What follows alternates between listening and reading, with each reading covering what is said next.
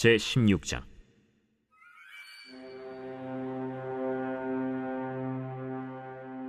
다윗이 마루턱을 조금 지나니 무비보셋의 종 시바가 안장 지은 두 나귀에 떡 200개와 건포도 100송이와 여름 과일 100개와 포도주 한 가죽 부대를 싣고 다윗을 맞는지라. 왕이 시바에게 이르되, 내가 무슨 뜻으로 이것을 가져왔느냐? 나귀는 왕의 가족들이 타게 하고 떡과 과일은 청년들이 먹게 하고 포도주는 들에서 피곤한 자들에게 마시게 하려 함이니이다. 내 주인의 아들이 어디에 있느냐? 예루살렘에 있는데 그가 말하기를 이스라엘 족속이 오늘 내 아버지의 나라를 내게 돌리리라 하나이다. 무미보셋에게 있는 것이 다 내 것이니라. 내가 절하나이다. 내 주 왕이여, 내가 왕 앞에서 은혜를 입게 하옵소서. 다윗 왕이 바후림에 이름에 거기서 사울의 친족 한 사람이 나오니 게라의 아들이요 이름은 시므이라. 그가 나오면서 계속하여 저주하고 또 다윗과 다윗 왕의 모든 신하들을 향하여 돌을 던지니 그때 모든 백성과 용사들은 다 왕의 좌우에 있었더라. 시므이가 저주하는 가운데 이와 같이 말하니라. 피를 흘린 자여, 사악한 자여, 가거라, 가거라. 사울의 족속의 모든 피를 여호와께서 내게로 돌리셨도다. 그를 이어서 내가 왕이 되었으나 여호와께서 나라를 내 아들 압살롬의 손에 넘기셨도다. 보라, 너는 피를 흘린 자이므로 화를 자초하였느니라 하는지라. 스루야의 아들 아비새가 왕께 여짜오되, 이 죽은 개가 어찌 내 주 왕을 저주하리까? 청하건대 내가 건너가서 그의 머리를 베게 하소서. 스루야의 아들들아, 내가 너희와 무슨 상관이 있느냐? 그가 저주하는 것은 여호와께서 그에게 다윗을 저주하라 하심이니 내가 어찌 그리하였느냐 할 자가 누구겠느냐? 또 다윗이 아비새와 모든 신하들에게 이르되, 내 몸에서 난 아들도 내 생명을 해하려 하거든 하물며 이 베냐민 사람이랴. 여호와께서 그에게 명령하신 것이니 그가 저주하게 버려두라. 혹시 여호와께서 나의 원통함을 감찰하시리니 오늘 그 저주 때문에 여호와께서 손으로 내게 갚아주시리라. 다윗과 그의 치종자들이 길을 갈 때 시므이는 산비탈로 따라가면서 저주하고 그를 향하여 돌을 던지며 먼지를 날리더라. 왕과 그와 함께 있는 백성들이 다 피곤하여 한 곳에 이르러 거기서 쉼이라. 압살롬과 모든 이스라엘 백성들이 예루살렘에 이르고 아히도벨도 그와 함께 이른지라. 다윗의 친구 아렉 사람 후세가 압살롬에게 나갈 때에 그에게 말하기를, 왕이여 만세! 왕이여 만세! 하니 압살롬이 후세에게 이르되, 이것이 내가 친구를 후대하는 것이냐? 내가 어찌하여 내 친구와 함께 가지 아니하였느냐? 그렇지 아니하니이다. 내가 여호와와 이 백성 모든 이스라엘의 택한 자에게 속하여 그와 함께 있을 것이니이다. 또 내가 이제 누구를 섬기리이까? 그의 아들이 아니니까. 내가 전에 왕의 아버지를 섬긴 것 같이 왕을 섬기리이다. 압살롬이 아히도벨에게 이르되, 너는 어떻게 행할 계략을 우리에게 가르치라. 왕의 아버지가 남겨두어 왕궁을 지키게 한 후궁들과 더불어 동침하소서. 그리하면 왕께서 왕의 아버지가 미워하는 바 됨을 온 이스라엘이 들으리니 왕과 함께 있는 모든 사람의 힘이 더욱 강하여지리이다. 이에 사람들이 압살롬을 위하여 옥상에 장막을 치니 압살롬이 온 이스라엘 무리의 눈앞에서 그 아버지의 후궁들과 더불어 동침하니라. 그때 아히도벨이 베푸는 계략은 사람이 하나님께 물어서 받은 말씀과 같은 것이라. 아히도벨의 모든 계략은 다윗에게나 압살롬에게나 그와 같이 여겨졌더라. 네, 오늘 사무엘하 16장 말씀 함께 살펴보도록 하겠습니다. 사무엘서는 다윗에 대한 이야기입니다. 다윗의 시작과 그 끝을 언급하고 있는데요. 사무엘상은 사울에게 쫓기던 다윗이 사울의 죽음으로 이제 자유케 되어지는 장면으로 마무리가 됩니다. 사무엘하는 다윗이 드디어 이제 왕위에 오르는 장면으로 시작하는데요. 처음 7년 6개월 동안은 유다 지파의 헤브론의 왕으로 세워졌습니다. 그 이후에 온 이스라엘 사람들이 온 이스라엘 장로들이 다윗을 찾아와서 통일 이스라엘의 왕이 되어주길 바라고 드디어 이스라엘의 두 번째 왕으로 세워지게 되죠. 다윗이 왕위에 오른 다음에 네 가지의 일을 합니다. 첫 번째는 예루살렘으로 수도를 옮긴 것이었고요. 두 번째는 잃어버렸던 법궤를 되찾아온 것입니다. 그리고 세 번째는 법궤를 보관할 장소가 필요했는데 성막은 누더기가 돼 있어서 다윗의 마음에 성전을 짓고자 하는 마음을 하나님께 아뢰입니다. 하지만 그의 손에 피가 묻어 있어서 하나님은 거절하시고 대신 성전을 지을 수 있는 모든 준비를 하게 하시죠. 이때 하나님은 다윗의 그 마음에 감동하셨고 다윗과 언약을 맺으십니다. 이것이 다윗 언약인데요. 다윗의 후손을 영원하게 할 것이고 다윗의 후손을 통해서 하나님의 전이 세워질 것이라는 언약이었습니다. 이것은 다윗의 왕조가 이스라엘 유다 지파의 유다의 남유다에 지속되는 왕조가 되어지는 것으로 성취되고 그의 아들 솔로몬에 의해서 성전이 세워짐으로 성취됩니다. 하지만 이 언약은 단지 남유다의 왕조로 끝나지 않고 다윗의 후손으로 오시는 예수 그리스도까지 이어지고 그분이 온 인류의 왕이시고 영원한 왕으로 세워지시죠. 그리고 그 다윗의 후손으로 오신 예수님이 하나님의 나라 천국을 완성하시는 모습으로 또 이 예언이 성취가 됩니다. 네 번째 모습은 나라를 평안히 다스리는 모습인데요. 주변에 있는 나라들을 다 물리치고 또 그 내부적으로는 공의와 정의로 나라를 다스리는 모습을 보여줍니다. 다윗이 행한 일이 많이 있겠지만 사무엘하에서는 이 네 가지의 모습을 보여주었습니다. 그리고 사무엘하 후반부에서 다윗의 쇠락하는 모습도 네 가지를 보여줍니다. 첫 번째는 다윗이 밧세바를 범한 사건이고요.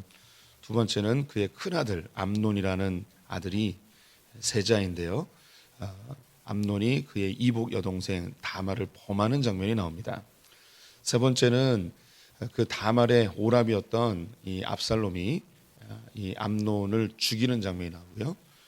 그리고 네 번째는 이 압살롬이 아버지를 폐위시키고 왕위에 오르는 장면, 이렇게 네 가지의 다윗의 쇠락의 모습을 보여주고 있습니다.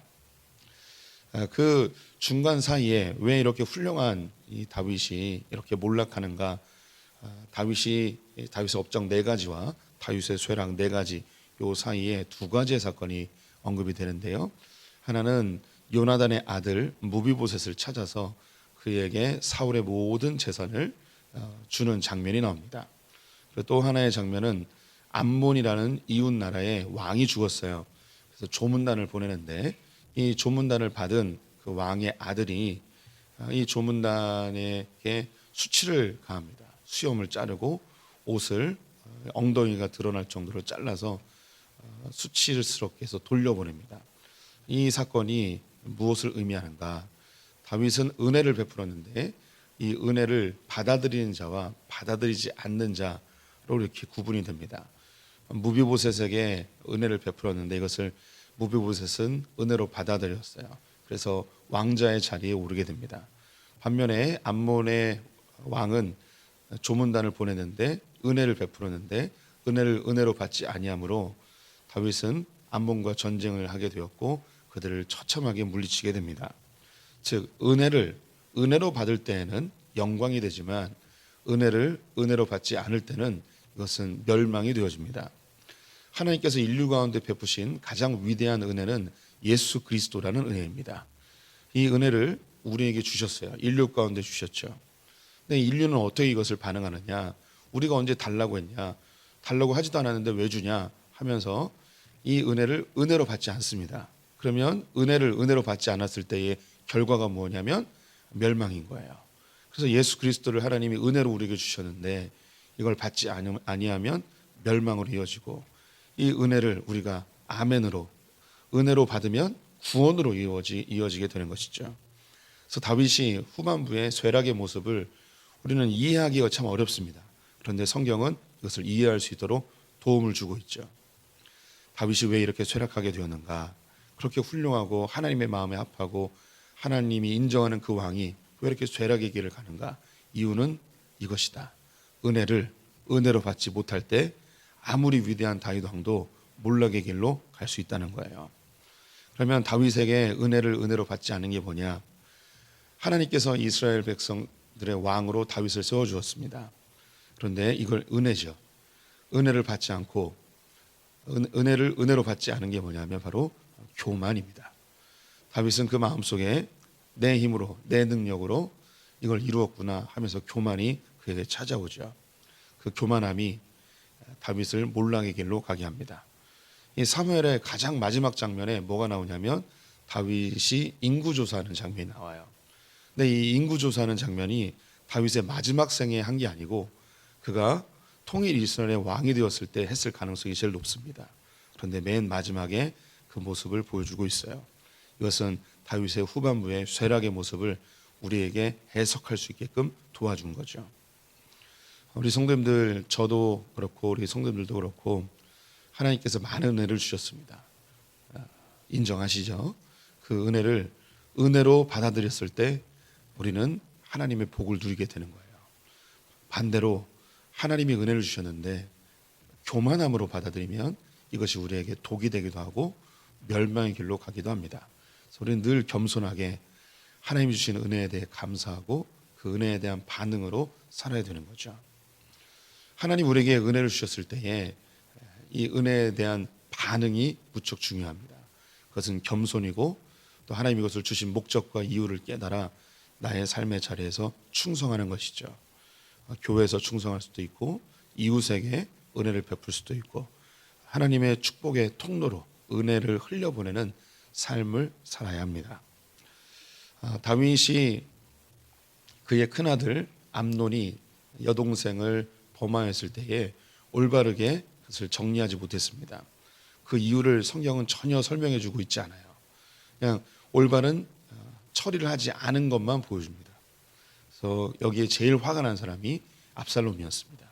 그래서 2년 동안 참다가 이 양털 깎는 추수철에 이 자기의 형을 잔치자리에 초대하여서 은밀하게 그를 죽여버립니다. 이것이 아버지 귀에 당연히 들어갔겠죠. 그래서 도망가요. 외할아버지 집으로 3년 동안 도망하여 숨어 있었습니다. 그런데 큰아들이 죽었어요. 세자잖아요. 둘째 아들은 역사 속에 사라집니다. 세 번째 아들이 압살롬이에요.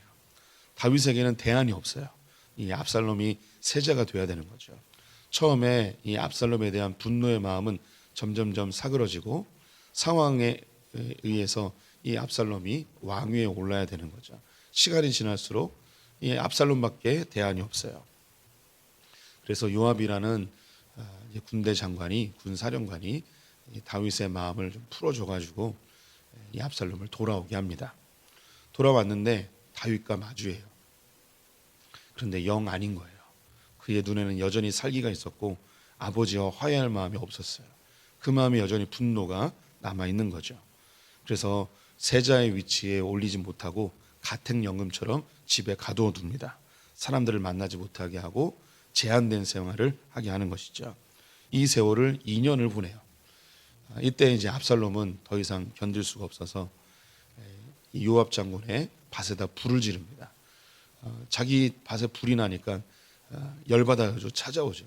너 왜 우리 밭에 불을 지렸냐? 아니 당신이 나를 이 예루살렘에 데리고 왔으면 아버지하고 화해를 시켜서 나를 왕자의 자리에 오르게 하든 세자의 자리에 오르게 하든 뭐라도 해야 되는 거 아닙니까? 하면서 자기의 의사의 표현을 합니다. 그래서 이 요압 장군이 중재자가 되어서 다윗과 압살롬을 화해시킵니다. 이건 억지 화해였어요. 그래서 가택연금이 풀립니다. 그럼 이 압살롬은 자기 안에 있었던 은밀한 계획을 진행시키는데요. 무려 4년 동안 사람들의 마음을 하나하나 사기 시작합니다. 돌아다니면서 어려운 일도 해결해주고 우리 아버지보다 내가 훨씬 더 좋지 않냐고 사람들의 마음을 다 꼬시고 있었습니다. 그리고 드디어 계획했던 4년이 지나 헤브론으로 가서 중요한 인물들과 함께 외치죠. 이제 이스라엘의 왕은 압살롬이다. 그리고 이스라엘 전역에 이 소문을 퍼치기 시작합니다. 그리고 군대를 이끌고 예루살렘으로 진격해 들어가죠. 이 다윗은 압살롬이 스스로 왕이 되었다는 이야기와 또 예루살렘으로 진격해 들어온다는 이야기를 듣고 싸워보지도 않고 예루살렘에서 그냥 도망가 버립니다. 이 장면도 이해하기가 참 어렵습니다. 다윗은 평생 전쟁터에서 살았던 역전의 용사였습니다. 그리고 그와 함께했던 수많은 용사들이 있었고 예루살렘은 천의의 요새였습니다. 웬만한 사람은 여기를 뚫을 수가 없습니다. 다윗이니까 여기를 정복했지 웬만한 사람은 여기에 공격이 들어올 수도 없습니다. 그런데 다윗은 너무나 어이없게, 너무나 무력하게 자기의 가족들과 신하들 그리고 용병들만 데리고 예루살렘을 급하게 빠져나옵니다. 성경을 보면 맨발로 나왔다고 그랬어요. 그가 그의 수치스러움 때문에 맨발로 나온 걸 수도 있고 너무 급하게 나와서 자기의 신발이 벗겨졌을 수도 있고 어쨌든 그렇게 급하게 나옵니다. 굳이 그렇게 급하게 나올 필요가 뭐가 있었을까? 이런 생각도 해보게 되는데요. 여기에 이 중요한 이유를 설명을 해드리면 이 다윗은요 이 일이 하나님이 자기에게 내리시는 징계로 여겼습니다. 내가 뭘 잘못했는지 모르겠지만 하나님이 나에게 주시는 징계이다라고 생각한 거죠. 혹시 이것이 징계가 아니라면 이 압살롬에게 하나님께서 벌을 줄 것이다라고 하고 하나님 앞에 이 문제를 그냥 내어두고 자기는 아무것도 하지 않는 신비한 신앙의 모습을 보여줍니다. 이것은 우리 성도님들에게 지금 다 설명할 수 있는 것은 아닌데요. 우리 성도님들이 가끔 인생을 살다 보면 내가 계획하지 않았던 내가 감당하기 어려운 사건이 벌어질 때가 있어요. 내가 계획하지도 않았고 내가 의도하지도 않았던 어떤 일이 딱 벌어진다. 그러면 우리 성도님들은 1차적으로 뭘 생각해야 되냐면 이거 하나님이 하신 것이다. 하나님이 어떤 계획을 가지고 목적을 가지고 이 일을 일으키셨다라고 생각하시는 것이 제일 좋습니다. 우리는 어떤 예상치 못했던 일이 발생하면 먼저 화가 나고요. 당황스럽고요. 어떻게 해야 되는 걸 빨리 해결하고 싶은 그런 욕구가 자꾸 들어요. 그런데 믿음의 선배들 특히 다윗은 내가 의도하지 않은 일이 딱 벌어졌을 때 이건 하나님이 하신 일이다. 하나님이 어떻게 이 일을 해나가시는지 좀 살펴보자 하고 잠시 아무것도 하지 않고 하나님께 집중하는 모습을 보여줍니다. 다윗이 여러 잘못들이 있지만 결정적인 순간에는 하나님 앞에 이것을 내어놓는 모습을 보여줍니다. 압살롬은 어차피 왕이 될 사람이에요. 다윗이 죽으면 압살롬이 왕이 될 수밖에 없었습니다. 그런데 이 시기가 좀 빨라진 거죠. 그래서 다윗이 생각을 하는 거죠. 하나님이 나를 치시고 압살롬이 어차피 왕이 될 사람이니까 미리 왕이 되게 하시는 것인가 보다. 이걸 압살롬의 입장에서 생각을 한 거죠. 그런데 혹시 이 압살롬이 잘못할 수도 있다. 그러면 하나님께서 나를 다시 복귀시키고 이 압살롬은 하나님께서 징계하실 것이다. 둘 중에 어떤 것이 맞는지 모르겠지만 일단 좀 잠잠히 보자. 그리고 속히 떠납니다. 굳이 아들과 싸울 필요가 뭐가 있겠으며 전쟁을 하면 예루살렘 시민들이 피해를 보게 될 텐데 굳이 이렇게 할 필요가 뭐가 있냐 하면서 자기가 빨리 도망을 가게 되죠. 이 도망가는 과정 속에서 오늘 16장에 4명의 인물이 등장합니다. 첫 번째는 시바, 두 번째는 시므이입니다. 그리고 그 뒤에 아히도벨과 후세라는 사람이 나오는데요. 4명이 등장하는데 2명은 다윗의 편이고 2명은 다윗의 적입니다. 첫 번째 시바는 다윗의 편으로 나옵니다. 이 시바는 이름이 부담스럽지만 어쩔 수 없이 저는 온유하고 겸손해요. 저는 그런 사람이 아니에요. 이름을 불렀을 뿐입니다. 입을 깨끗하게 좀 찢고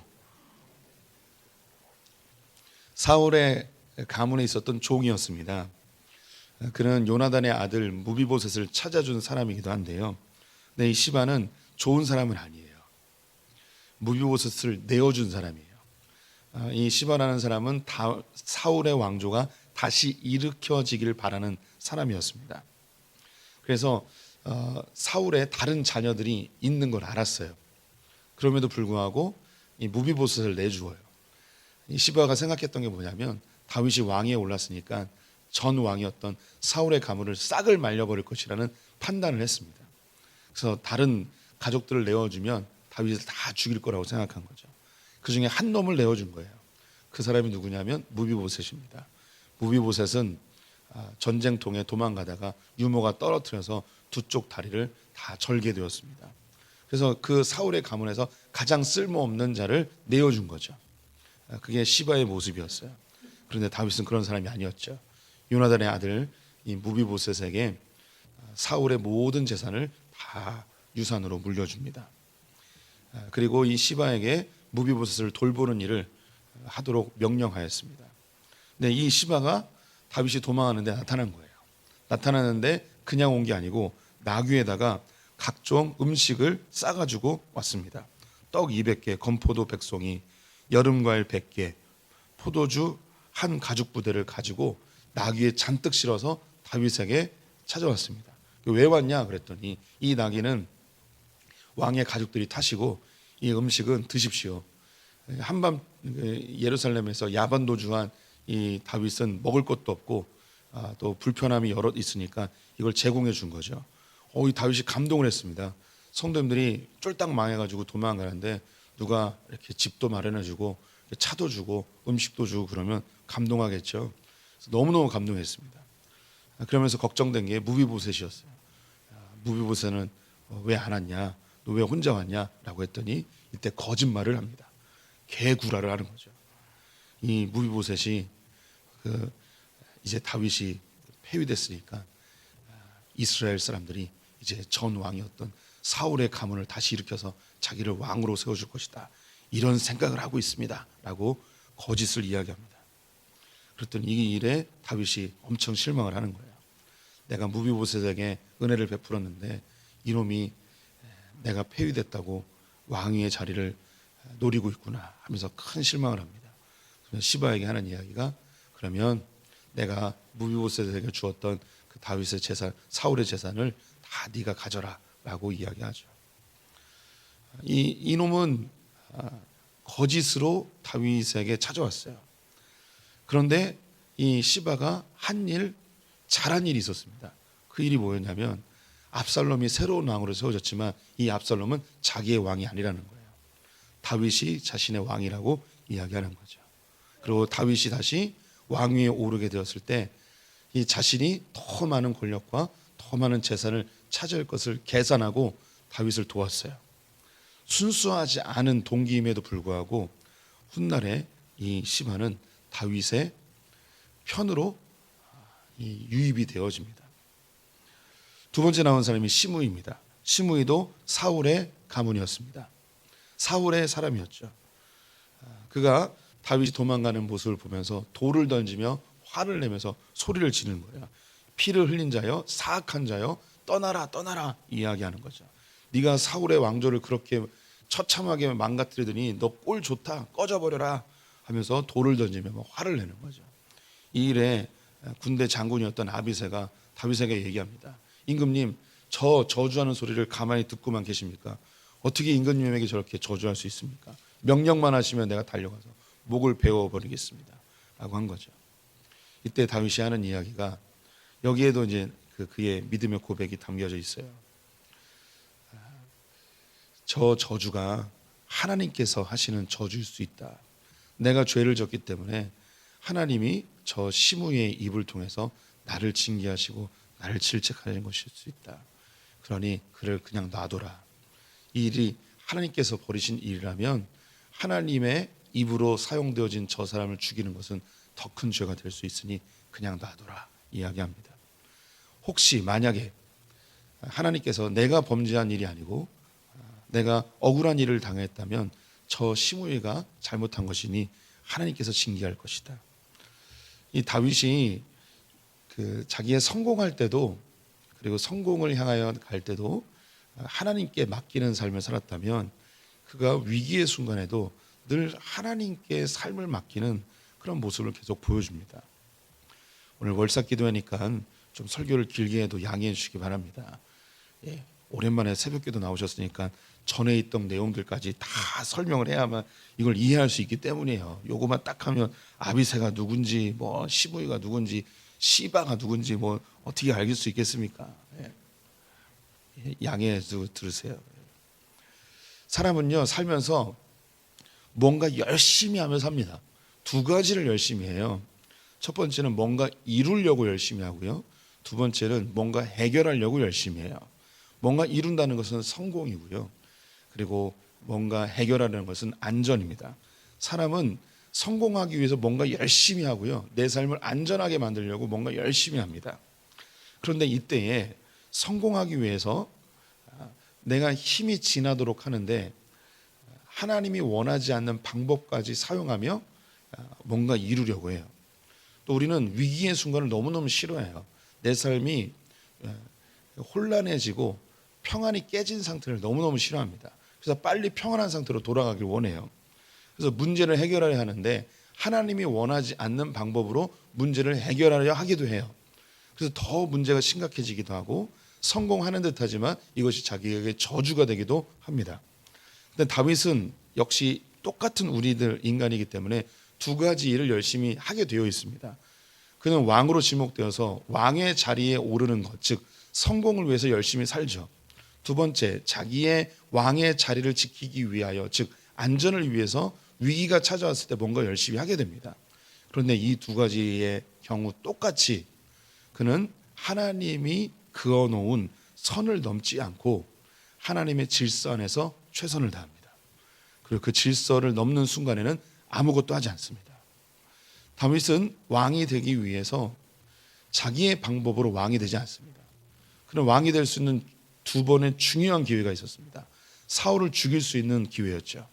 사울만 죽으면 자기가 왕이 될 수 있습니다. 성공할 수 있는 거예요. 고생 끝 행복 시작이죠. 그런데 하나님이 기름 부어 세운 사울을 죽일 수 없었어요.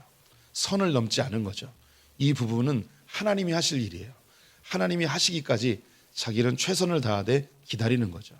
성공 앞에서 다윗은 아무것도 하지 않는 잠잠히 기다리는 멋진 신앙의 모습을 보여줬어요.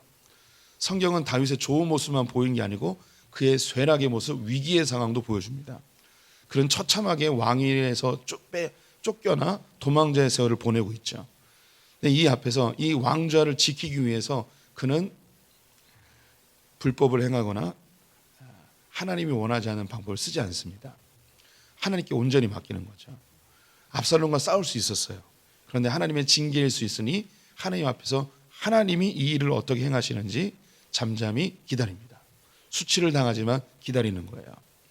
시므이가 자기를 저주할 때에 이 저주가 하나님께로부터 온 걸 수도 있으니 잠잠히 기다리는 거죠. 그 저주를 들으면서 얼마나 수치스럽고 모욕스럽겠습니까? 그래서 군대를 동원해서 가서 저놈 죽여라 할 수 있지만 이 일이 하나님께로부터 온 건지 혹은 사람에게 온 건지 알 수 없으니 이 위기의 순간에, 답답한 순간에 내가 빨리 해결하려지 하지 않고 잠잠히 기다리는 이 모습을 보여주고 있어요. 이게 다윗의 영성이에요. 참 아름다운 모습이죠. 우리가 본받아야 될 모습이에요. 인생을 살다 보면 성공의 순간도 있고 위기의 순간도 있습니다. 근데 이 성공의 단맛에 취하여서 하나님이 원하지 않는 방법을 사용할 때가 있습니다. 또 빨리 문제를 해결하고 싶어서 하나님이 원하지 않는 방법을 사용할 때가 있죠. 이때 우리는 잠시 뒤로 물러서서 하나님이 뭘 원하시는가 살펴보는 그런 믿음의 사람들이 되어야 할 것입니다. 이 시므이 다윗의 적으로 나타나요. 그들의 결말이 궁금해집니다. 그 뒤에 아히도벨이라는 책사와 후세라는 책사가 등장합니다. 후세는 다윗의 편이고 아히도벨은 다윗의 적으로 등장을 합니다.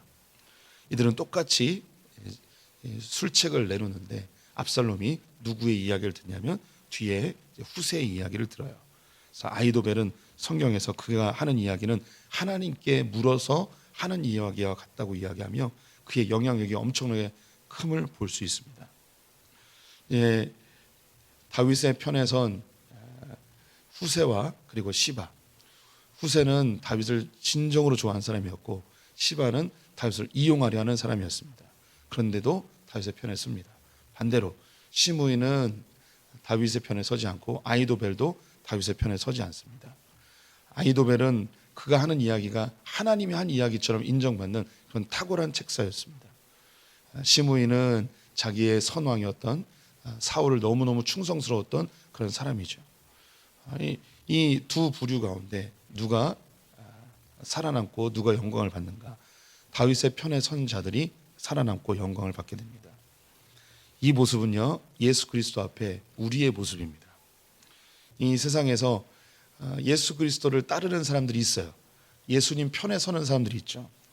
후세처럼, 후세는 다윗의 친구로 여기는 자인데 정말 예수님을 나의 친구처럼 예수님을 너무너무 사랑해서 예수님 편에 서는 사람들이 있어요.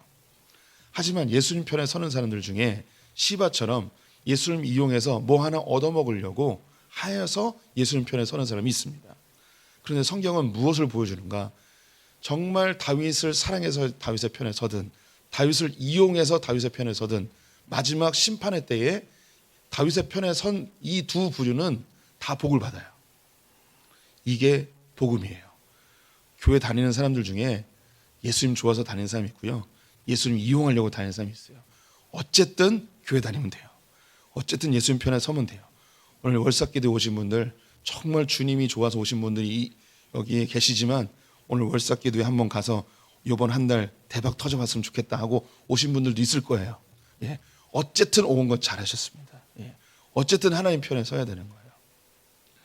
뭐 그런 분들이 있어요. 그 한국 교회에 성도들이 늘어나면, 성도들이 많이 늘어나는 게 뭐가 중요하냐? 신실한 제자들이 늘어나야지. 예, 신실한 제자도 필요하지만요, 어중이 떠중이라도 교회 다니기만 해도 좋아요. 우리 성도들 자식들이 교회 오는 거, 주님을 정말 성령을 받았으면 좋겠다라고 하는 마음도 있겠지만 어쨌든 그냥 따라오는 것만으로도 너무너무 소중한 거예요. 어느 편에 섰느냐가 중요한 겁니다. 아히도벨, 그가 하는 이야기는 하나님이 하는 이야기처럼 여겨졌습니다. 또 시므이는 사울 왕에게 너무너무 충성스러운 자였죠. 이 사람들의 실력이나 그들의 성정은, 예, 우리는 충분히 그들을 인정할 수 있고 칭찬할 만합니다.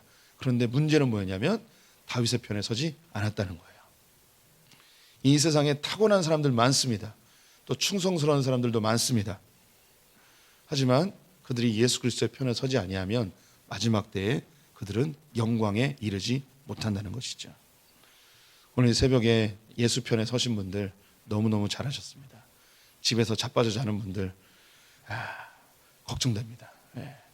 이렇게 하나님 편에, 늘 예수 편에 사시는 분들 되셔서 마지막 주님 오실 때에 우리가 부족합니다. 실수할 때도 있고요, 우리가 순수하게 주님을 따르지 않을 때도 있습니다. 주님께 어떻게든 잘 보여가지고 뭐 하나 더 얻어먹으려고 하는 그런 모습이 다 우리에게 있습니다. 그래도 좋습니다. 주님 편에 서기만 한다면 마지막 때에 우편 강도인처럼 마지막 때에 우리가 다 낙원에 이를 줄 믿습니다. 죽는 순간까지 주님 편에 서시는 분들 되시기를 축원드립니다.